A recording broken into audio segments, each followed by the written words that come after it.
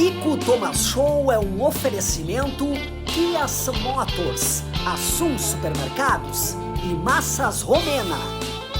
I love you, baby, and if it's quite alright, I need you, baby, you are my lonely night. A atração musical no programa de hoje é a talentosa Stephanie Lee, acompanhada do músico Rodrigo Ganso. Obrigado pelo show, amigos. Don't let me down, I pray, oh pretty baby. Now that I found you, say you let me love you, baby. Let me love you. Isso aí, pessoal, começando mais um programa Ico Thomas Show. Obrigado pelo seu carinho, obrigado pela sua audiência. Programa gravado aqui em Porto Alegre, no Auditório Araújo Viana, esse palco sagrado. Muito obrigado pelas pessoas que enviam sugestões de pauta. Foi assim que eu cheguei até o meu entrevistado de hoje, amigos. Rafael Aquino é empresário e também professor e vamos falar hoje sobre inteligência artificial. Adoro esse assunto. Muito obrigado por ter vindo, Rafael. Tudo bom? Eu que agradeço. Boa tarde, tudo bem? Tudo bem. Boa tarde a todos. Muito obrigado pelo convite, por poder estar aqui compartilhando um pouco de conhecimento e um pouco de experiência sobre esse assunto que agora é um dos mais hypados do momento aí. É verdade, né? Tudo está se voltando para esse lado da tecnologia na nossa sociedade. Não, inteligência artificial, a gente já começa falando sobre isto.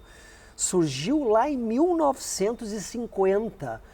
Mas muitas pessoas, quando a gente comenta isso, acham, ué, mas não surgiu agora? Não, pessoal, lá em 1950. Conta um pouquinho pra gente dessa história e como surgiu. Sim, hoje a gente vê a inteligência artificial muito presente na nossa sociedade, mas os primeiros estudos começaram há mais de 70 anos, Olha só. Com a primeira provocação de Alan Turing. Será que as máquinas pensam?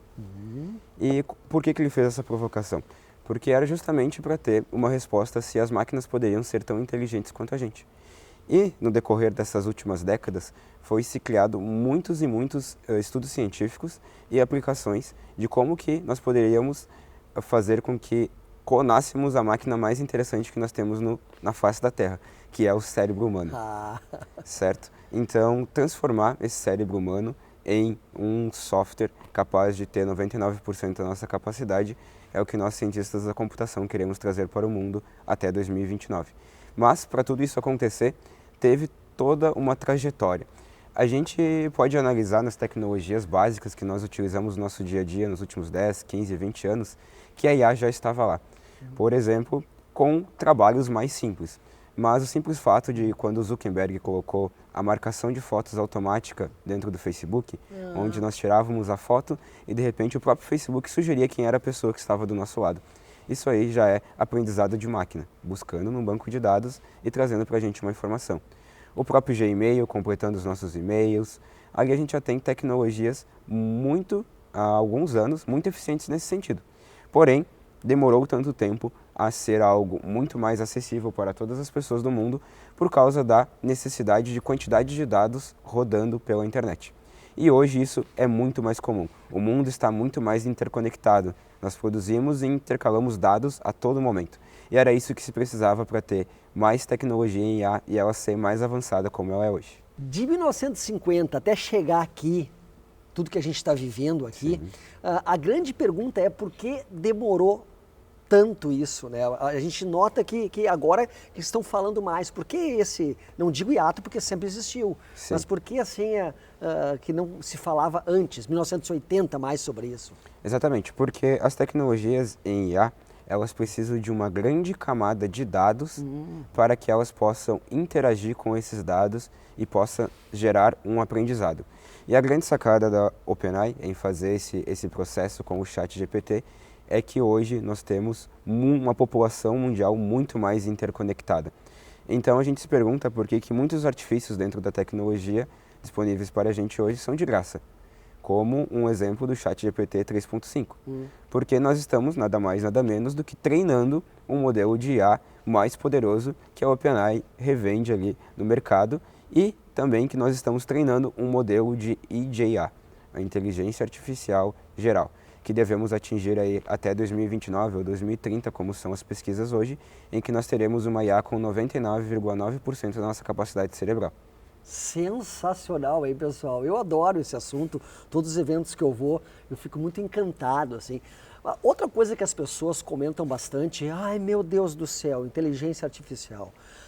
Vai roubar o meu emprego.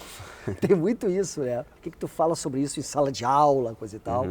Hoje, e como aconteceu em muitas vezes durante a evolução tecnológica da nossa história, sempre teve fatos em que a tecnologia veio para agregar no trabalho das pessoas. Só que funções básicas, e a gente pode ver isso no nosso dia a dia, como indo num supermercado em que não tem a pessoa que trabalha naquele caixa, e sim a gente podendo pagar aquilo interagindo com uma máquina. Então a tecnologia está cada vez mais presente. Mas por quê?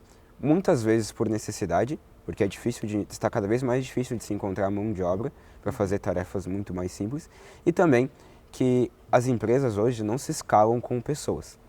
Certo? Então essa máxima vem do passado, da era industrial ali, em que eu montava a minha empresa, eu ia lá, começava a trabalhar, produzia as minhas peças e automaticamente quando eu ia tendo mais pedidos, eu ia lá e contratava uma pessoa, contratava duas, contratava três, e assim ia escalando a minha empresa, escalando também o número de funcionários. Só que hoje, a realidade, a gente vê muitos jovens criando as suas empresas dentro das suas garagens e levando a empresas bilionárias que tem muito artifício tecnológico ali funcionando em vez da necessidade por mão de obra de pessoas. A gente vai viver um cenário de 10 a 15% de índice de desemprego aumentando no nosso país nos próximos 5, 6 anos, devido ao advento de tecnologias em inteligência artificial, e também é por isso que se estuda uma jornada de trabalho menor, que a gente já está escutando falar por aí no mundo, né? 4 dias por semana, né? Exatamente, porque o que as pessoas, é a gestão do tempo, né? O que as pessoas precisavam de tempo para fazer e entregar antes em uma empresa, hoje já é muito menor utilizando software e tecnologia. E isso só vai aumentar. Só que também não é o fim do mundo que a gente está vivendo. Em contrapartida, a gente vai ter uma demanda muito grande quanto sociedade, que é a formação de novos programadores. Pois é. Nós devemos formar apenas 400 mil programadores nos próximos 5 anos no mundo. E a necessidade vai ser de 4 milhões. Vai faltar programador, certamente, hein? Sim. E isso é algo que pode ser e vai ser uma janela de oportunidade para as pessoas. O mercado ele vai dar uma bagunçada, ele vai dar aquela mexida como aconteceu em muitas épocas da nossa sociedade, só que as pessoas vão ter que se realocar, se reestruturar, e você que está ouvindo aqui agora já pode ir se posicionando nesse sentido. Existem diversas vagas e oportunidades de trabalho que demandam profissionais qualificados hoje, então a qualificação das pessoas vai ser algo essencial. Na realidade, as máquinas não vão roubar o teu trabalho necessariamente, mas vai mudar o mercado de trabalho, né? Como tu falou, programador, né? Você que está pensando o que eu posso fazer na vida, estudar, né? Programação é super interessante, né? Quantas universidades temos aí? Tu vem de Caxias do Sul também, tem muito isso, né? Sim. Então hoje a gente tem, com certeza, muitas universidades excelentes ali no nosso ensino, e também indo para um outro lado em que nós estamos é o que eu sempre digo para os meus alunos, né? Hoje, com um smartphone, nós temos mais poder do que todo o armamento da Primeira Guerra Mundial. Olha só, não, repete essa é incrível. Com um smartphone na mão, uma pessoa tem mais poder do que todo o armamento de armas que tinha na Primeira Guerra Mundial. Porque hoje a informação e os dados têm uma riqueza e todas as pessoas têm acesso a essa informação. Hoje a informação é muito mais democrática. Claro, por causa disso também ela precisa ser muito mais bem filtrada. Mas existe muito conteúdo gratuito na internet que pode ser consumido e que pode nos levar a entender e começar a entrar nesse mercado. Dá para começar a estudar em casa. Exatamente. O Olha YouTube aí, está aí, próprias ferramentas de IA podem nos ajudar nesse ensino. Então, nós temos muito acesso à informação gratuita também. E isso pode ser o começo, e não para não ter aquela barreira, porque a gente sabe que hoje, infelizmente no Brasil, a gente vive um custo de educação muito elevado em comparação ao que as pessoas recebem, e isso muitas vezes trava as pessoas de poder buscar algo melhor. Mas, graças a Deus, hoje a gente tem também acesso a muito mais informação do que a gente tinha numa época passada. E a gente está vivendo aí um dos ciclos tecnológicos que a gente pode observar na nossa história da humanidade. A gente teve os egípcios, a gente teve os gregos, a gente teve os maias, a gente teve a invenção do fogo e agora a gente tem o avanço da tecnologia e inteligência artificial. Vai ser um dos maiores picos de evolução tecnológica nos próximos 5 anos que a gente já teve. Então, vai ser um grande momento em que a janela de oportunidade está aberta ainda. E qual tu acha que vai ser o futuro da nossa sociedade com inteligência artificial aí em 25, 30 anos, 40 anos? O que tu Sim. acha? O salto tecnológico, quando a gente fala em ter uma máquina com 99,9% da nossa capacidade cerebral, ele é tão grande que os próximos 5, 10 anos já podem se tornar inimagináveis. Ah. Nós não conseguimos prever o quanto de tecnologia e como vai estar a nossa sociedade se posicionando quanto a isso. E o porquê? Se a gente observar para o mercado, a gente vai ter uma empresa que hoje ela está valendo 100 vezes mais do que ela fatura. Ela se chama NVIDIA. E a gente for lá no salto de ações e o infográfico deles, a gente vai ver que eles têm um salto bem grande de valorização. E é muito difícil uma empresa valer 100 vezes mais, 50, 100 vezes mais do que ela fatura. A Apple, uma empresa super valorizada, vale 3 a 4 vezes mais do que ela fatura. Mas por que a NVIDIA está dando esse salto tão grande? Porque se nós hoje construímos cérebros, réplicas de cérebros em software, em programas, a NVIDIA está fazendo a transição disso para máquinas. Então, estamos pegando toda essa tecnologia, essa expertise de uma máquina pensar, e estamos colocando em uma máquina física com os microchips que eles produzem. E, além mais do que isso, essas máquinas não precisam treinar e praticar no ambiente real.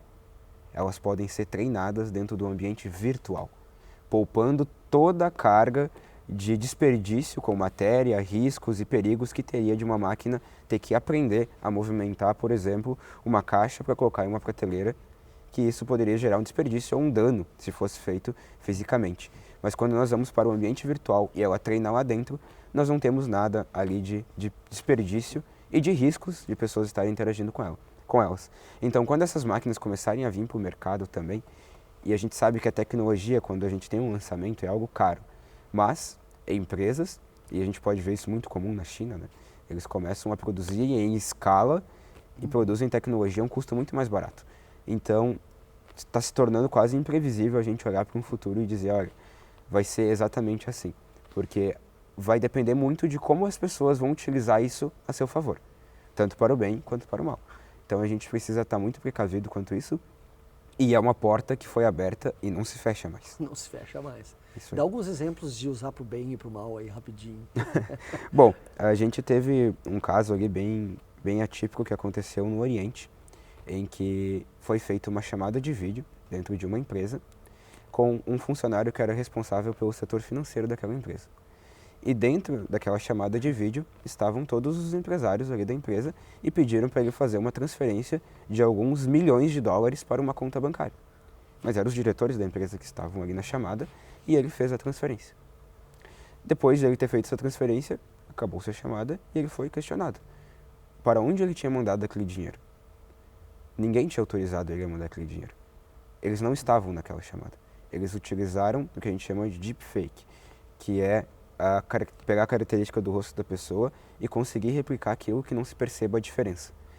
Então, essa divergência de informação que acontece, as pessoas podem utilizar a tecnologia de inteligência artificial para se criar fake news, para golpes, para replicar muitas coisas aí. E não se tem muito controle sobre isso hoje. Pois é. Então, é um mundo muito ainda sem regras. Então, isso pode ser utilizado para esse tipo de fatores.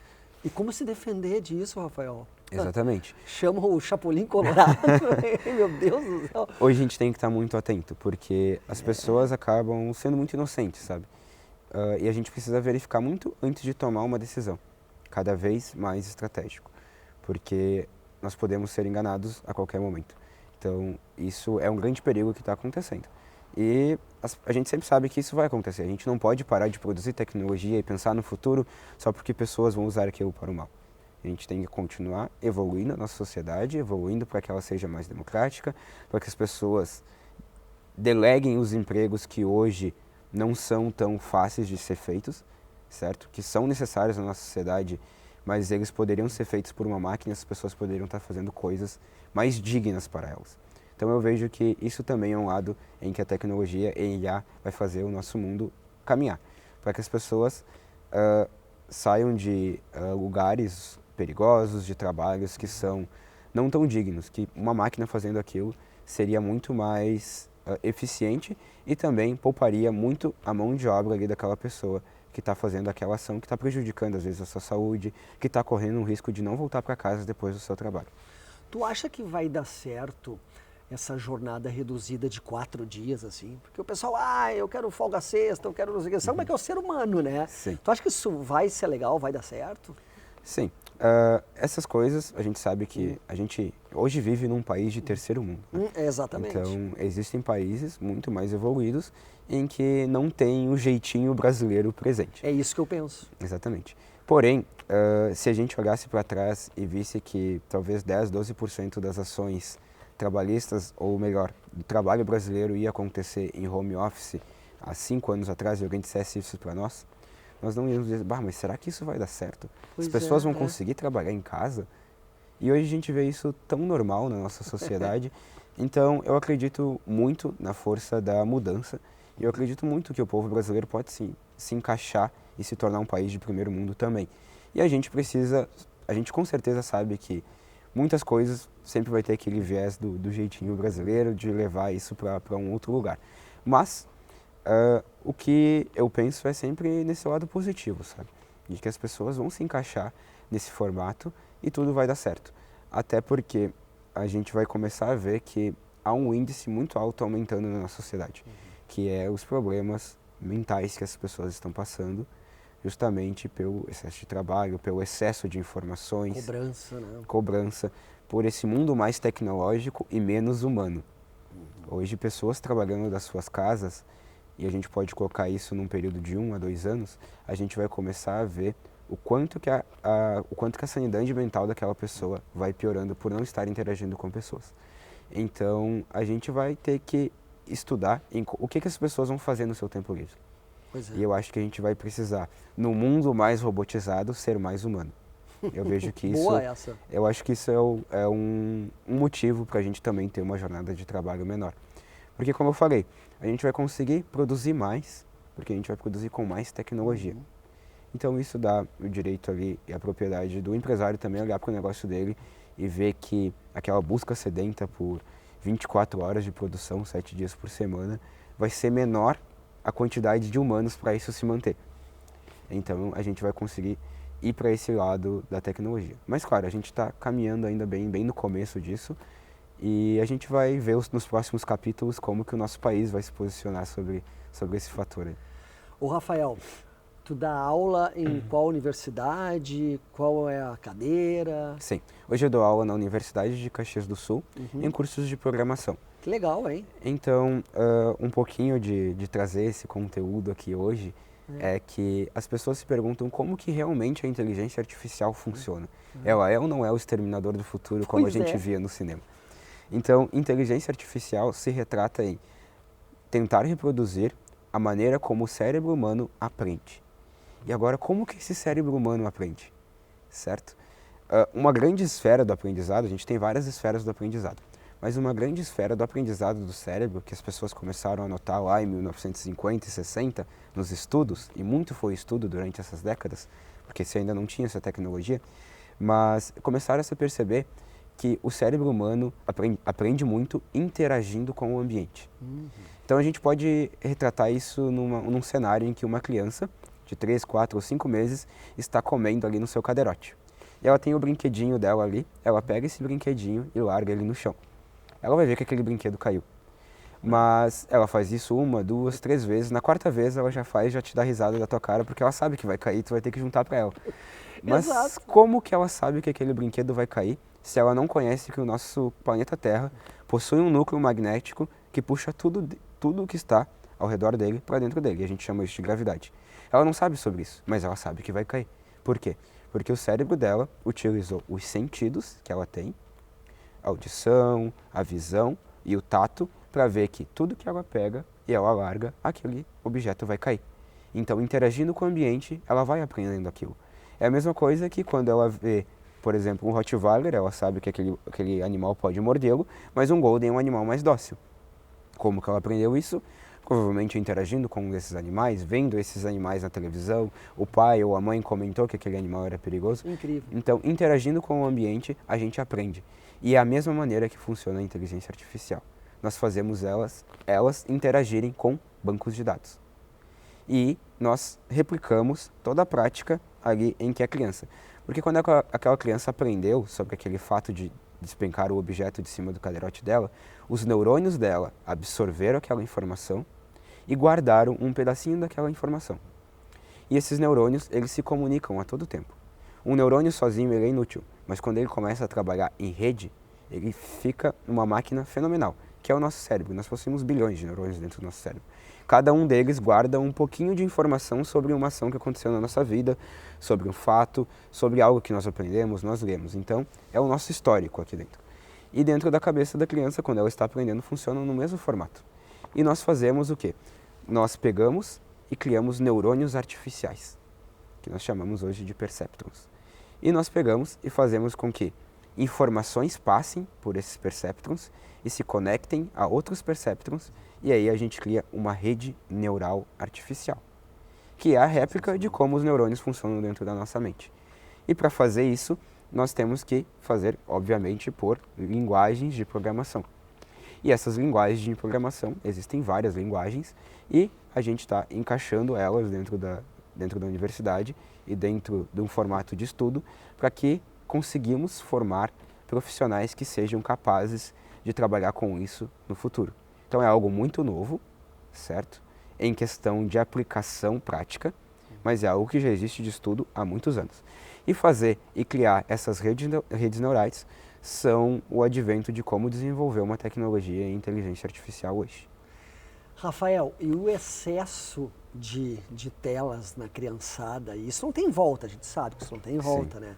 Bom, isso com certeza não é saudável, e nós vamos estar formando uma espécie humana totalmente nova, sabe?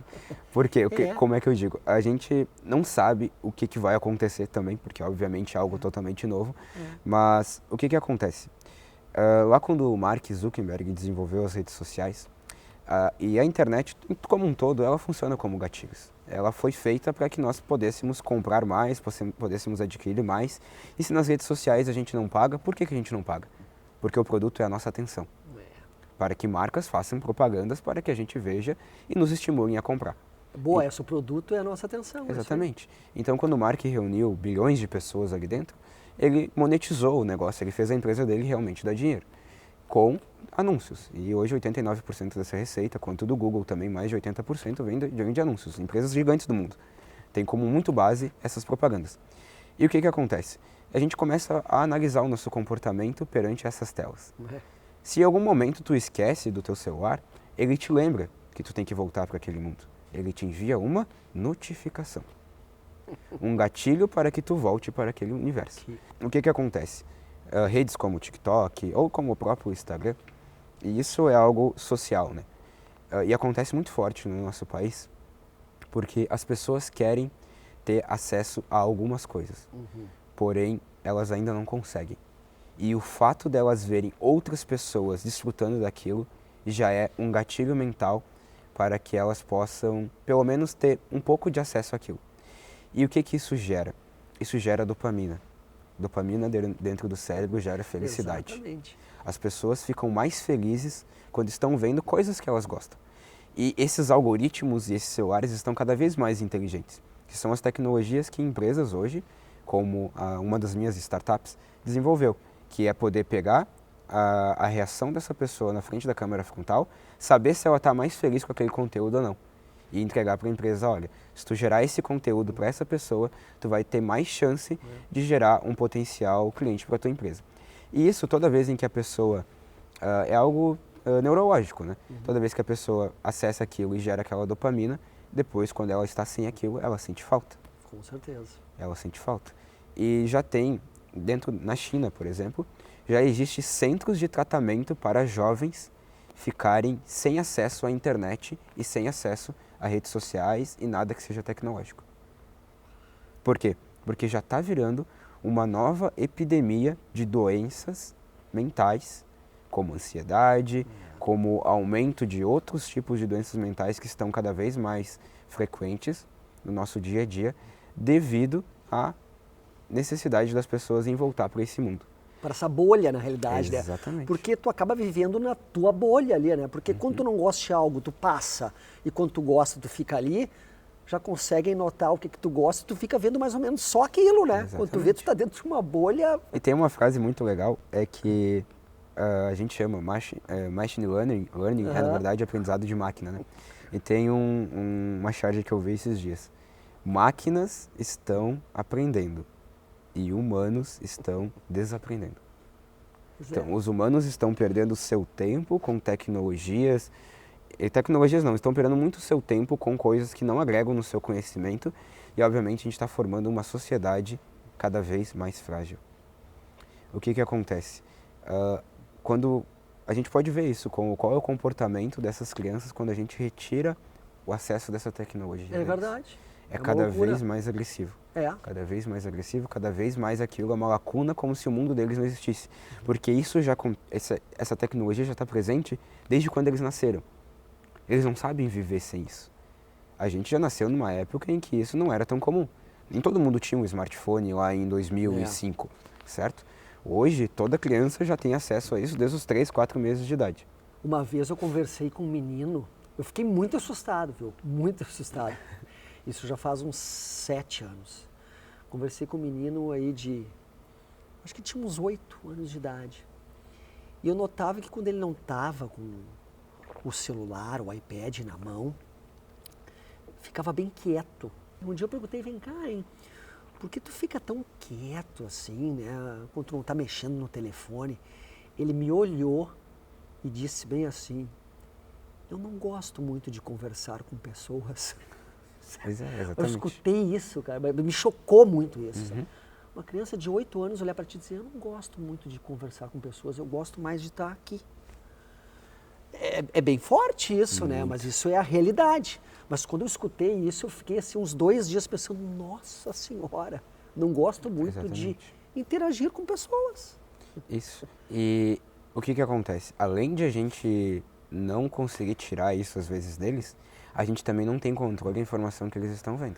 Com certeza, tem que cuidar A muito maioria dos pais não tem controle sobre isso. Não controla o que os seus filhos estão vendo, trancados dentro dos seus quartos. Jogando online, Jogando não sabe online, com com quem. quais pessoas estão falando, quais conteúdos eles estão consumindo, porque é um senso de posicionamento, né? Isso hoje na doutrina cristã, no evangelismo, que a gente prega muito dentro da nossa igreja, Muito a legal gente, a isso. gente vê que o que acontece? Se nós não estamos educando os nossos filhos, nós estamos deixando que outras pessoas, e uma sociedade hoje que às vezes a gente se questiona sobre muitos conteúdos que tem dentro dessa internet, elas estão educando eles, certo? E fica a mensagem, né? Quem que você quer que eduque o seu filho? Exatamente. Certo. Muito importante isso que tu está falando, porque, claro, a gente nota que a inteligência artificial está aí, as crianças estão mais, né, online, mas eu acho muito importante o que você pode fazer, né, a pergunta que as pessoas muitas vezes fazem. A educação, né, ler com seu filho, tu falaste agora de igreja, maravilhoso, leia a Bíblia com seu filho antes de dormir. Exatamente. Pega uma Bíblia, lê uma parábola para ele. Isso é muito interessante. Criar a criança o mais próximo que tu pode. Eu dei o exemplo da Bíblia porque eu acho fundamental. Assim, eu quando era pequeno, meus pais liam a Bíblia comigo. Sim. Eu leio até hoje. Eu acho que tu tem que criar a criança sabendo que tu tem princípios, que tu é uma pessoa correta, que tu dá carinho. Então só foi um adendo, assim, porque eu acho interessantíssimo. Exatamente. Leia mais a Bíblia com o seu filho. Né? Isso aí. Eu acho que isso é importante. E é algo que a gente se pergunta hoje, né? Um dos grandes fatores que a gente tem de problemas na sociedade hoje é que está se tornando uma sociedade muito frágil. Frágil. Por quê? Porque as pessoas não têm posicionamento. Não tem. E é algo que a palavra de Deus ensina, posicionamento. Exato. Aqui está escrito quem você é. Exato. E também com esse conteúdo de histórias, né? A Bíblia são histórias Sim. para se mostrar como que deve se proceder diante de assuntos históricos que aconteceram no mundo de pessoas muito importantes. Então, isso está se perdendo também dentro da sociedade que a gente vive hoje. É verdade. Porque nós estamos deixando que a sociedade eduque os nossos filhos com os princípios que estão lá fora. Mas nem sempre sabemos quais princípios que são. E um dos outros grandes problemas que nós vamos enfrentar muito em breve no mercado de trabalho é pessoas que saibam vir aqui e ter uma conversa como a gente está tendo. Falar sobre o assunto, pessoas que saibam sobre comunicação. Isso deve ficar cada vez mais difícil. Não tem paciência muitas vezes para conversar. Exatamente, porque as pessoas não querem conversar com as pessoas. É. E cada vez menos. As pessoas querem interagir com máquina, automatizado. Eu quero comprar aqui. Se eu pudesse comprar com a força do meu pensamento para não ter que ter um processo de ir lá e botar o cartão de crédito, as pessoas já fariam hoje. Então isso é um problema. Comunicadores também é algo que o mercado de trabalho vai precisar muito no futuro. Perfeito, é uma pena, passa muito rápido, o tempo passa voando, já estouramos aqui o tempo. Eu quero agradecer demais a presença do Rafael Aquino, que é empresário e professor, veio de Caxias do Sul para dar entrevista aqui no programa. Muito obrigado pelo teu carinho, viu? Manda um abraço a todos os caxienses lá, um abraço para tua família, que acompanha nas redes sociais, uma família muito bonita. E voltamos na semana que vem. Considerações finais, então, porque estamos encerrando realmente, mas muito obrigado, viu? Perfeito, muito obrigado pela oportunidade. E você que está assistindo, existe muitas oportunidades dentro desse mundo da tecnologia que ainda é uma janela que está aberta, está no começo, está começando a surgir a onda. Quem começar a estar a favor dessa onda vai ter um diferencial muito grande aí no mercado de trabalho e também nas suas empresas, e entendendo que tecnologia é para todos. Como o Bill Gates falava, existem empresas que vendem no digital e existem empresas que vão estar fechadas. E hoje a gente pode já começar a pensar por esse lado em tecnologia artificial. Existem empresas que optam por estar dentro e existem empresas que vão optar por não existir no mercado mais. Certo? Sensacional, Rafael Aquino. Voltamos na semana que vem. Juízo, pessoal. Listen as your day unfolds. Challenge what a future holds. Try and keep your head up to the sky. Lovers, they may cause your tears. Go ahead, release your fears. Stand up and be counted. Don't be ashamed to cry. You gotta be bad. You gotta be bold. You gotta be wiser. You gotta be hard. You gotta be tough. You gotta be stronger. Ico Thomas Show é um oferecimento Kia Motors, Assum Supermercados e Massas Romena.